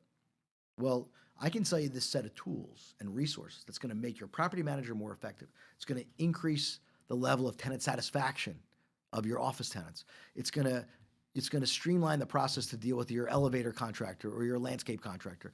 It's going to streamline all these things. Well, how much does it cost? 2 cents a square foot. So you mean that I can run my building for $10 and 2 cents a square foot and get all these benefits rather than $10? Sold. And so it was really successful. And then we had clients at Lincoln that we were selling to, and they said, we want to use this in all of our buildings, not just the Lincoln buildings. So they started asking us, can I use this at my other buildings? Like these big pension funds and investment companies. So we ultimately said yes. Actually, Lincoln didn't want to do it because they wanted to keep it as a proprietary tool, right? But I convinced the president of the company that there's real value here. This was before dot blow up or whatever they call it, dot bomb. And so we ended up starting to sell it to outside firms, outside property owners that weren't affiliated with Lincoln. And we had, at some point, we had like 12 or 13 employees running this business that I was the CEO of. And it was really fun and really exciting. Then we ultimately sold the business to another tech company. And so we all made money. I think we were probably one of the only .com businesses that actually made money. I like to think that. But I think it's really interesting that we really changed the way we did business in managing office buildings by using the internet, which at the time is as revolutionary as we're seeing AI today. So when you think about AI and how it impacts real estate, I think you're going to see an equal level of disruption. Obviously, without the internet, we wouldn't have AI. So it was almost a precursor to what we're seeing today. In my opinion, the AI revolution is going to be significantly more impactful than the internet revolution. There's a lot of technology that goes into hotels. The physical part of the hotel, but also the operation and management of hotels. Sure. So something else we want to discuss on the entrepreneurial topic is most recently you announced that Scholarto Hotels is launching a real estate investment platform designed to expand access to the private market opportunities. It is early on, but what can you tell the audience about this opportunity? Yeah. Again, we like to do things that nobody's done before, right? And this is one of them. So we are launching next week. Our legal documents were just approved by the SEC. We had to go through a full review by the SEC. We just got approved. So on June 4th, we're allowed to launch the investment platform. Essentially what we're doing is I'm recapitalizing 4 of the 6 hotels I own here in State College. And what we're going to do, if I'm successful in raising the capital, is we're going to replace my existing investors with retail investors. And what a retail investor is I would phrase it as a regular person, right? Not rich or wealthy, right? Most private real estate investments are designed for high net worth people, right? Typical minimum investments, $50, $100, $200,000, right? So it's kind of an exclusive offering. in this offering, it's called a Reg A plus offering that's designated by the SEC. We're allowed to market the real estate investment to non-accredited investors, people that don't have to meet those thresholds of an accredited investor. So our minimum investment is $5,000. And as a $5,000 investor in the 4 hotels in State College, you will own the real estate. You'll get a K-1 at the end of the year. So you'll own it. You'll get the benefit of depreciation and everything. And you'll be an owner in the 4 hotels.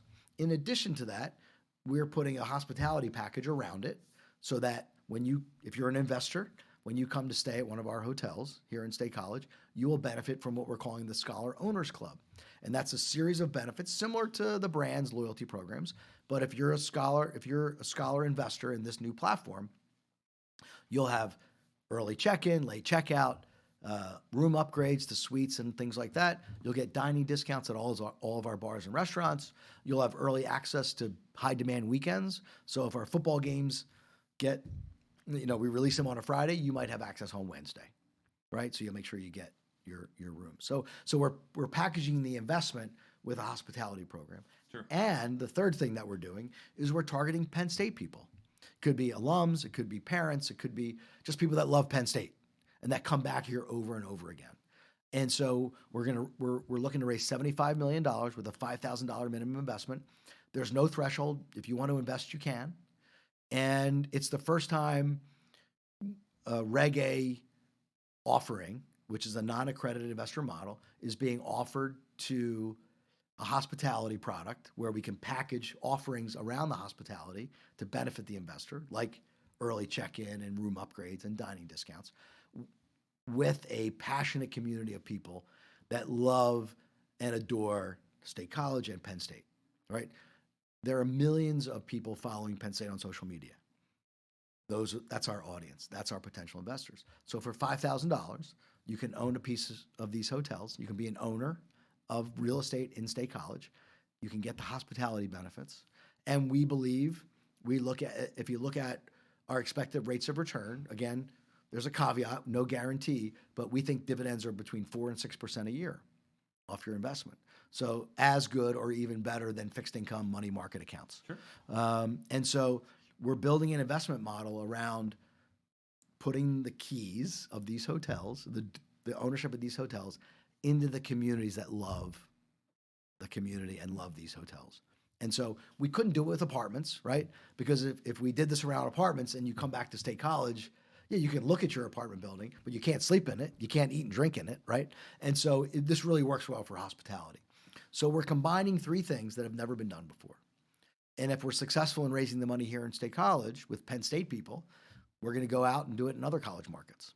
So the Reg A concept, this non-accredited investor model, hasn't been really widely used. It's relatively new. And so combining it with hospitality, with a very passionate community, it's the first time it's ever been done.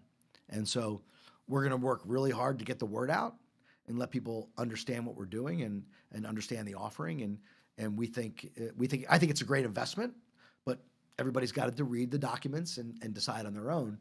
But when you combine hopefully a good investment with these hospitality benefits when you come back to State College, and that's sort of the overall benefit. So we have a whole marketing campaign around that. We have a whole investment theory and thesis around that.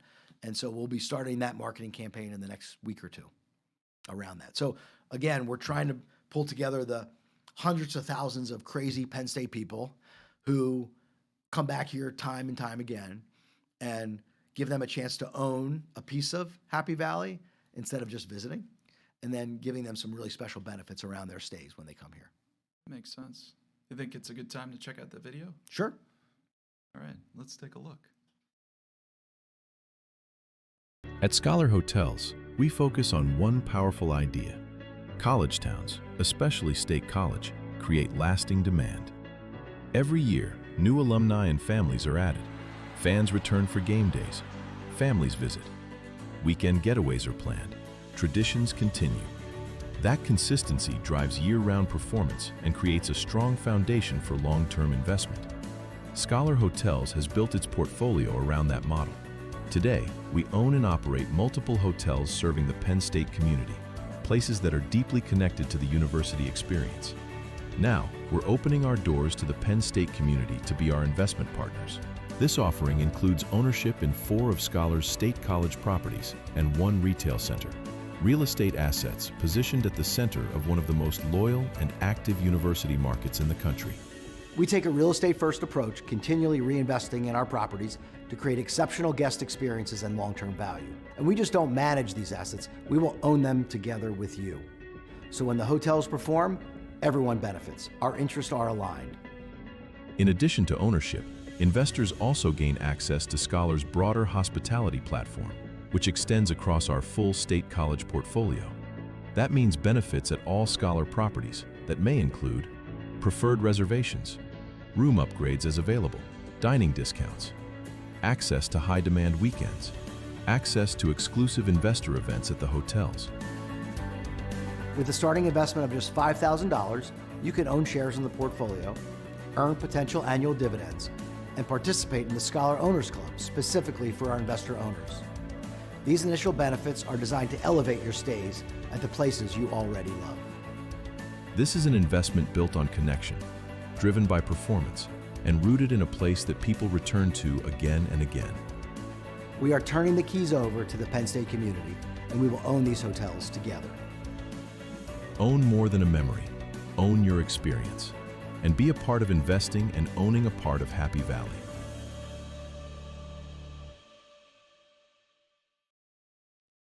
Okay, cool. So are you allowed to say which of the hotels are included in this? Yeah. So it's the Hyatt Place downtown, including the retail center. So you're also going to own the Target and the Planet Fitness leases as part of the retail project. The Scholar Hotel and the Marriott Courtyard and Residence Inn. We did not include the Nittany Landing and Penn State because of the ground lease structure. It's a much more complicated process. Sure. However, the Scholar Club, the hospitality benefit package that the investors will get, will include all 6 or 7 hotels once the Nittany Residence Club delivers. So access to those rooms, dining discounts at the restaurants at the Nittany Landing and Penn State, that'll all be included. So the investments, the 4 hotels and the retail asset, but the club, the hospitality benefits is all 7 assets in State College. Cool. Yeah.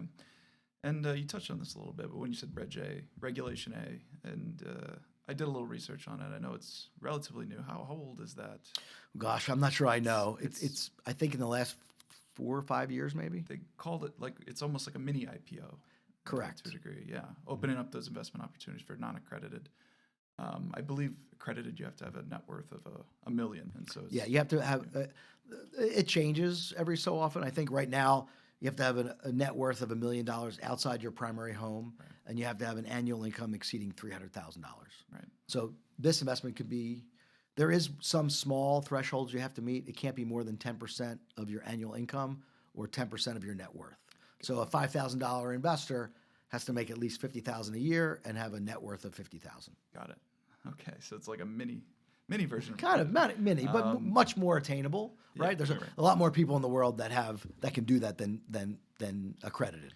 Definitely.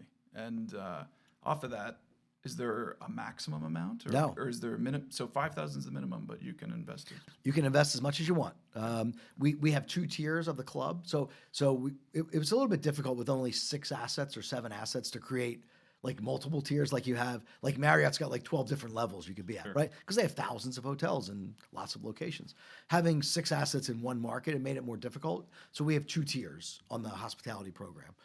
The first is a $5,000 investor model, so you get a certain group of benefits. If you invest more than 5, then you get an elevated set of those benefits, but it's $5,000 increments. So you can't invest $5,000 in $1 to get the elevated. You have to invest $10,000 or more. Okay. So that's the way we've structured it. But yeah, if someone wants to invest $100,000 or $1 million, they certainly can. So, as an investor, do you receive any voting power? I know you mentioned dividends, but is there any sort of voting structure? There isn't, obviously. We could ultimately have 15,000 investors. Absolutely. So that's a hard group to manage, but there will be quarterly reports and dividends. I'll do probably a semi-annual or 2 times a year presentation to the investors over the web where they can ask questions. We have some fairly rigid reporting requirements to the SEC, fully audited financial statements every year as well, because the SEC wants to make sure that we're protecting our investor partners. Sure. There's certainly protections for the investors. Obviously, if there's fraud and neglect going on in the management team, we can be removed and they can replace us. But we really control the day-to-day operations, and I think the investors want that. I don't think a $5,000 investor wants to, help us pick out carpet, things like that. So, Well, let's say you bought a few shares and you want to sell a few. Are you able to do that? And so how does that look? we will provide redemption opportunities, Okay. and that could be from people that wanted to invest but couldn't invest because we maxed out. The Reg A has a max of 75 million per year. So if we're fortunate to raise all 75 and that next investor wants to get in and we've already hit the max, we can sort of put them on a waiting list. When someone wants to redeem, we can redeem them. So we'll have in the beginning parts of this, assuming we're successful in raising the capital, we'll have a sort of a waiting list, and those folks that maybe want to redeem, we'll connect them and let them transact together. Ultimately, we think we can tokenize these shares in Scholar Hospitality Holdings, and then at some point in the future, there'll be a market for asset-backed digital tokens. And so ultimately, we think our investors will get liquidity that way. Okay. So for your listeners, there's something called the Aspen coin. So the St. Regis Hotel in Aspen, Colorado, tokenized a portion of their capital stack on the equity side. So you can buy an asset-backed cryptocurrency called the Aspen coin, and you will own, as owning that coin, a percentage of the equity in the St. Regis Hotel in Aspen, Colorado. So we're going to follow that model eventually. Now, right now, there's no active market. You could buy it on Coinbase. I think it sells for like $2 or $3 a token. But ultimately, as the regulations form in a better way, and the current administration is fast tracking the regulation around digital assets, private assets that are digital securities. I think you'll see by the end of the decade, you'll see the regulatory framework in place, and you'll see an active marketplace for private assets on trading platforms like Coinbase. And so I think eventually, when that market is there, we will tokenize the shares in Scholar Hospitality Holdings, hopefully in a lot of different college markets than just State College. And then those investors will, if they want, be able to sell or trade their investment on that alternative trading system. Talking about the timeline a little bit for this, do you have a date when this is going to go live? Yeah, so June 4th is the official date that we're approved to go live with all the offering documents available to the public. They'll be able to register and download the offering document, the subscription agreements, and all that. We also have a 26-page pitch book presentation that describes the investment in more detail in a marketing sort of style rather than 100 pages of legalese. So that'll be available probably on June 8th, because June 4th is a Thursday. We're probably going to wait till Monday to release everything. So we have a website at scholarhh.com that explains all that. You'll be able to click a button and download and register for the investment and then download all the documents. You can also sign your subscription agreement through DocuSign on the website and then wire transfer or ACH transfer your money into the bank. Is there a set time where you're going to offer this, and if you don't hit the amount you're trying to raise, abandon, or what is that timeline look like? Yeah, so our goal is to try to raise the capital by the end of the year. Some people have told me, oh, it's a slam dunk, you're going to raise the money right away. And some people told me it's going to take a lot longer. So we really don't know. We've given ourselves flexibility in the documents to allow us to spend the necessary time to raise the capital. The good news for us is we already own the assets. So it's not like I have a contract that says I've got to close by this date. So on this particular portfolio, we have some time and we have some flexibility. Now, if I want to take this to another market, I'm going to have much more rigid timelines. But we'll have this, hopefully the success of this to play off of. That makes sense. And you said scholarhh.com? Correct. For those that want to learn more. We'll make sure to put that in the description. So coming back around to local development, where do you see State College going in the future, short term and long term?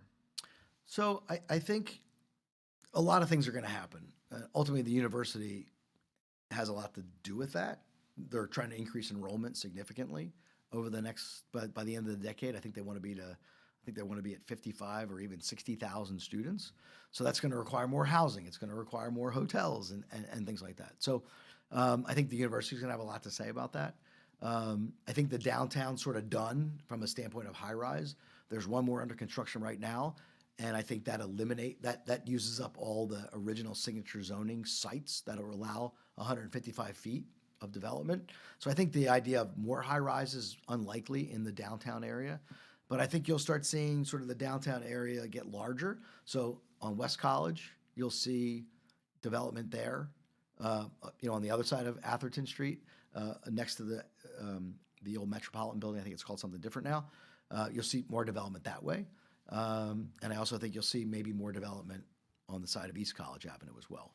But ultimately, I think downtown's sort of as dense as it's going to be once these new projects, like once the Residence Club's built, once the other project on College Avenue where the McDonald's was, that gets built. And I think we're done with high rises at that point, at least in the downtown. But the thing about state colleges, we have a lot of land. And so I think the university is going to continue to grow the campus, especially the West Campus, where all the new engineering buildings are. I'll bet that the white golf course goes away at some point, and you'll see development there. And then Penn State will build another golf course further out on the other side of the blue course. I think that's prime development space. And I think you'll see development on the white golf course in the next 10 years. Sure. So I think that's sort of university development. I think if you look at the housing market in State College, it's hard to buy a house. Housing's getting more expensive. So I think you'll see more housing built further out from the core. That's going to be more affordable, and that's a good thing. And so, listen, when you have a demand generator that's a $10 billion public university, that's a good thing. And as long as development is relatively smart and we don't get over our skis too much, unfortunately, developers have really lousy long-term memory, right?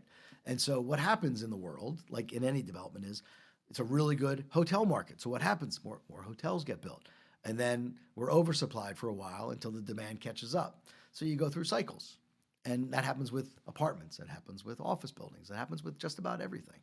And so we're going to continue to go through those cycles. But ultimately, the university is going to drive the demand curve for us, right?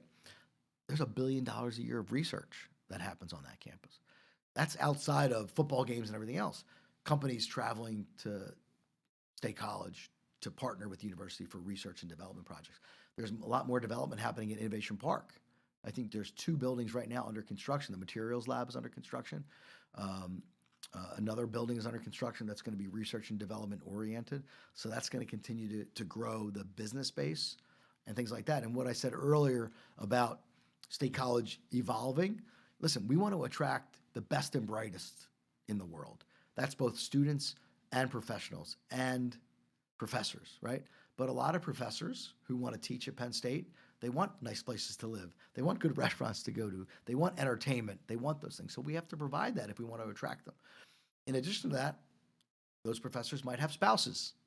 And those spouses want nice places to live and nice places to eat and shop. So State College has to evolve and provide those things that development provides in order to continue to grow as a university, for us to continue to grow as a community. So you could talk about all the big bad development and things like that, but ultimately to continue to grow as a community and provide economic development for the people of this community, jobs and things like that, we need to grow.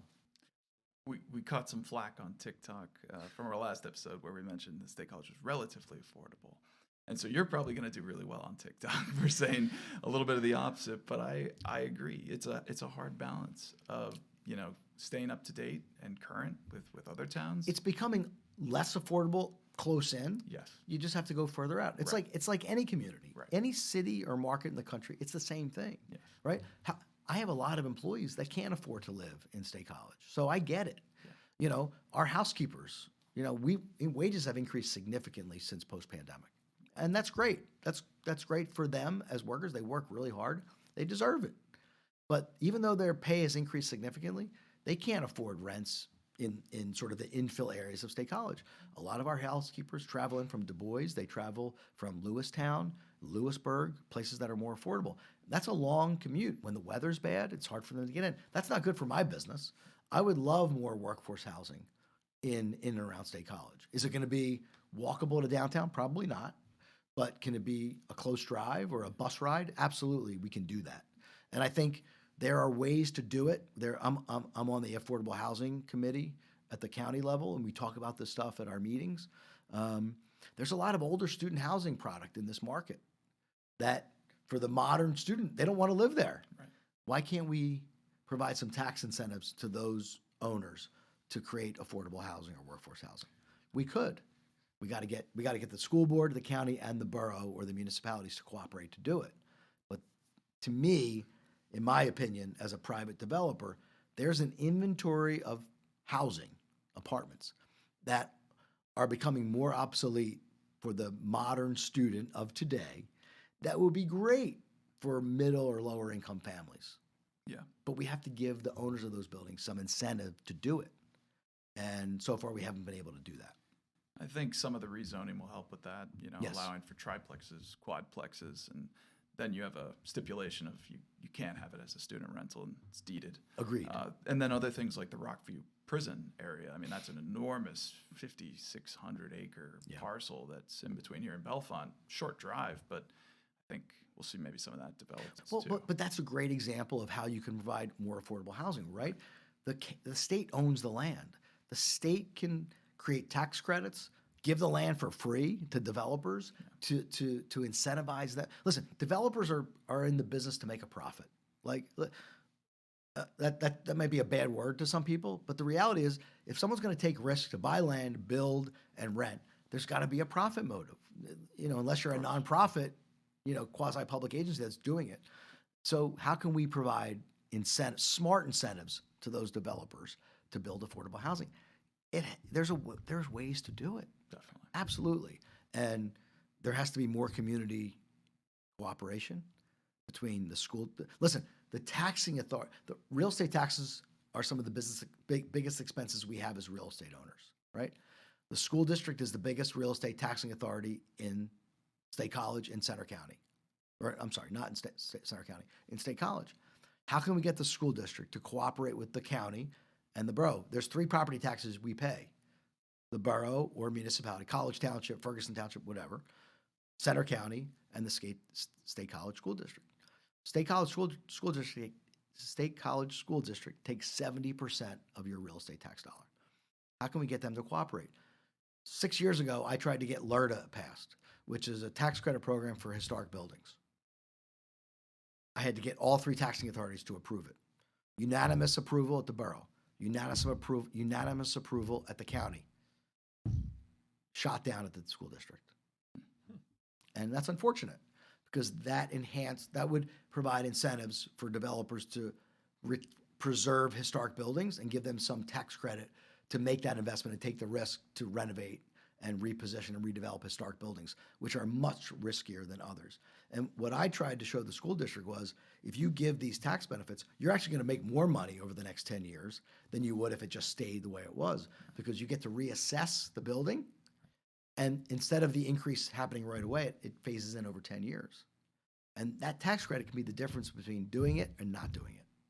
And so I couldn't convince the school district to do it, but I convinced the borough and the township to do it. Yeah. But you mentioned that you're on several different boards. So obviously, like, giving back with your time and money is something that you've taken seriously. And I believe was it this year that you made the donation for the Brandeis Family Foundation? Or Yes. This year. Yeah. So talk to us about that. Why was that important to you? I think first, my company I'd like to think my company has a big impact in the community, right? We employ a lot of people. Hopefully we provide them with a good job, great coworkers, good compensation, benefits, retirement plans. So I think our company can be impactful to the community, not just the visitors that stay in the hotels and things like that. So that's really important to us. I was a student that needed financial aid when I couldn't pay for college. I borrowed money and got grants and put myself through college. So as we looked at giving back, we wanted to help students in similar situations. So we endowed a scholarship program at SMEAL at Penn State for students that don't qualify for Pell and government grant money, but also find college to be really expensive and unaffordable. So we're trying to hit that middle gap with scholarships. So we've endowed that scholarship, and that'll be there forever for those students. And we're going to keep adding to it over the years to hopefully make it more substantial, so more students can benefit from the scholarship. And we're starting a new scholarship with the hospitality program that a hospitality student with financial need that works in one of the Scholar hotels will get a tuition scholarship as well through the hospitality program. So that'll start next fall. So that's our second scholarship program that we're starting. So that's really important to me and my family that we do that. That's fantastic. I'm also on the Downtown Improvement Board, the Happy Valley Board. I'm on the Economic Development Committee of the Chamber of Commerce. I'm on the Affordable Housing Committee.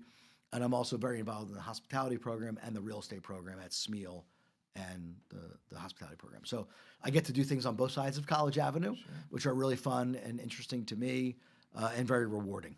Are you talking about the Coco's Yellow? Yes. That's new. Yeah, I'm not on that board, but I've gotten to know the executive director, Scarlett Miller. Yes. She's wonderful, and I've been involved with her in some programming and attended a bunch of their events. I think what they're doing, when you get back to my .com CEO days, right? The connections to real estate are infinite.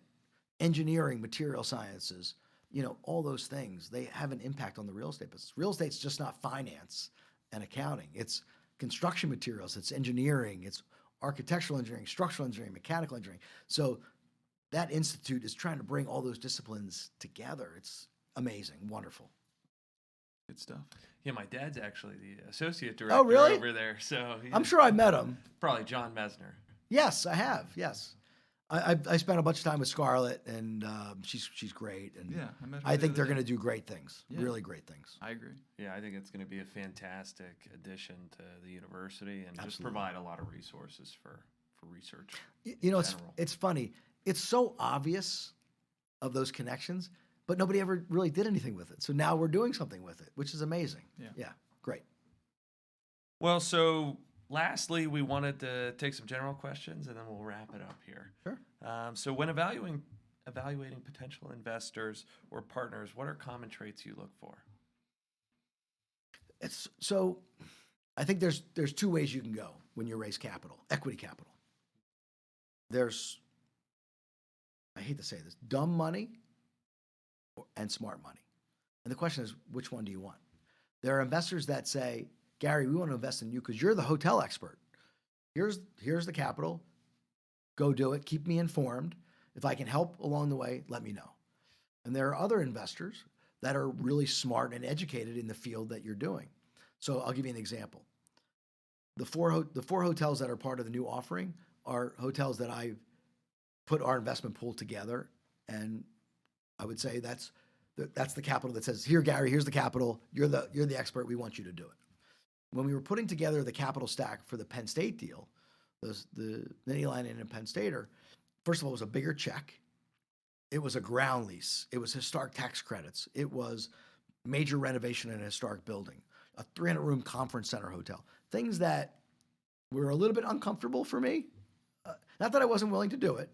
So in those projects, we went and got really, really smart capital partners, investors that are solely hospitality investors. That's all they do. And they take different portions of the capital stack. So we have a joint venture with them in those two hotels, and they are really smart, talented, deep thinkers in hospitality. So that was a project that I thought we needed really, really smart capital. So we brought them onto the deal with us, and it's been a great partnership. And they've been instrumental in the success of both the Nittany and the Penn Stater. And so I think every project you look at it differently.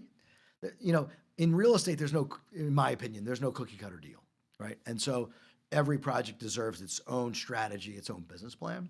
And sometimes you feel confident that you can get what I would call regular capital or standard capital, but there are occasions where you need really smart capital. Yeah. Well, and that project was definitely a big leap of faith there and had a lot of questions. So It did, yes. Having those good partners makes a big difference, I'm sure, for you. It does, yeah. In the investment world, there's been a lot of rumblings about the yield curve and the nearing inversion, right? And so I wanted to hear your take on that as a warning sign for a recession. What do you think? The best way I can answer that is I don't think about that much. I don't think about stuff like that much. As an owner, operator, hands-on developer, I focus on microeconomics of a deal, right? The yield, I understand the yield curve, I get it, but it's not going to drive whether I build or buy building or a project or whether it's office, retail, or hotel. I'm focused on the parcel I'm buying, the hotel that I'm going to buy or redevelop. I'm focusing on the economy, what's driving demand.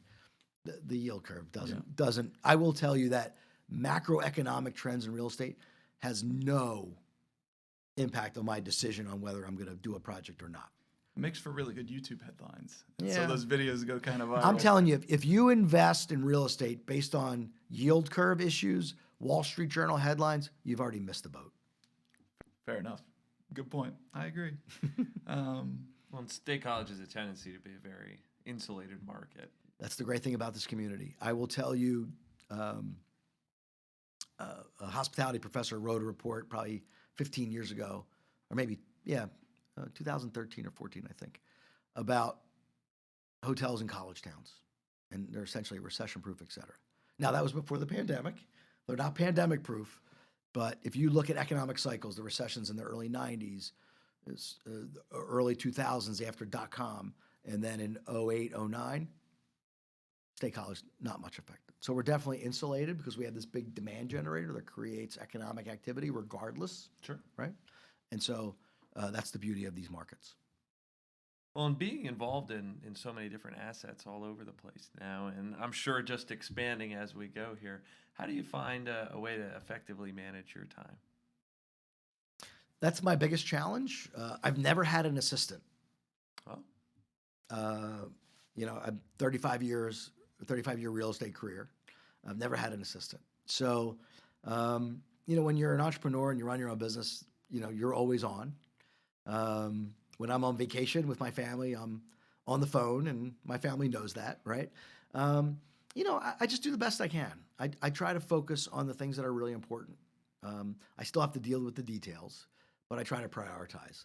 Sometimes I'm good at it, sometimes I'm not. I've thought about getting an assistant more recently, one of those AI assistants, but I haven't taken the leap yet. But that's probably something I should have done years ago, but I haven't. well, and on top of that, what advice would you have for Penn State students who are looking to start their career? Obviously, you work with probably plenty of them through the hospitality program and your relationship with Smeal and all sorts of other colleges around. But what would be your best advice for students getting out in the world right now? Easy question for me to answer because I answer it all the time. Sure. And I tell students, because I help coach case study competition teams on campus, and I guest lecture in hospitality classes and real estate classes.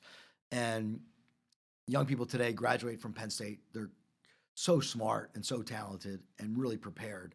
But, they want to be the president of the company within 3 years, or they want to. One young lady said to me recently, I said, well, what kind of job are you interested in? Well, I would love to be on the buy side of one of Blackstone's real estate investment funds. I said, I'd like that job too, but I'm not sure they would hire me. And so the best advice I like to give to young people is, especially Penn State people, Penn State does an amazing job of preparing you, especially in real estate even more so, and hospitality, because you get that work experience. My best advice is be patient. Your first goal, the first 2 years of your career should only be focused on two things: learning and networking.